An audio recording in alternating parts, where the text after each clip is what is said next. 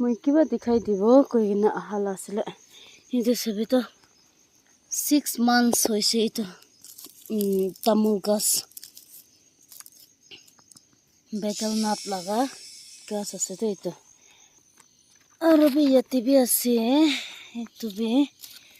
সাফাই মান কৰা নাই তালা খালি তালা এৰেহে অলপ কৰি আছে ইমান খুশি পাইছে দে এইটো তেৰা এইটো মিচিঙা মইলা ফেভাৰিট আছে